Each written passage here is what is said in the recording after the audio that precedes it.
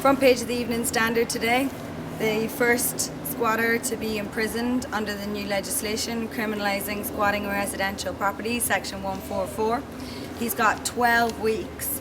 He's a 21-year-old guy from England who's come to London, trainee bricklayer, and he's been squatting. The neighbours didn't even know the squat was there, and he's gone to court without legal representation. And what we really need to do is get the message out there that squatting is still legal in commercial properties, and that if you do find yourself becoming a victim of this law, please get in touch with Squash or Squatters Legal Network. And it's really important that people are properly defended, because what we can see is that we're imprisoning people for being homeless, and what we need is more housing. This guy was squatting in a property that belongs to the council that had been empty since 2011, and what we need is to use empty buildings, not criminalise homelessness.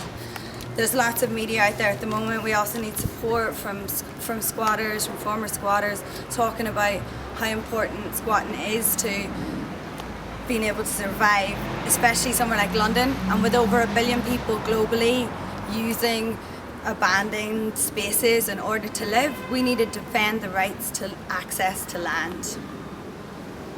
I'm going to do a poem about when I was doing some media on Daybreak last year with the Dr. Cockrell story. There's in here the Evening Standard quotes the same 5 cases the news always quotes, and over the last 2.5 years the Evening Standard talks about a squatting crisis. If we've only got 5 stories to go on, then I don't think there's so much of a crisis. We've got a housing crisis and a job crisis. Why should I wear shoes if I don't want to? Who gives a crap? I've got no bra. And they make me wear mascara to shove a camera in my face. Make me say it's a disgrace some rich dude's got squatters in his place. Well, they didn't take the money.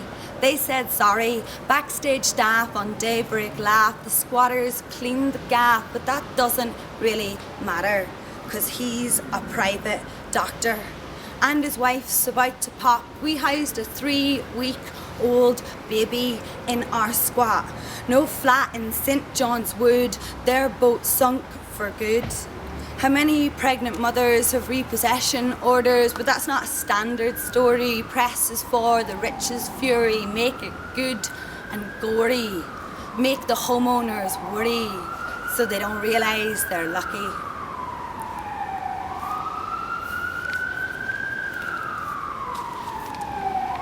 Is that all right?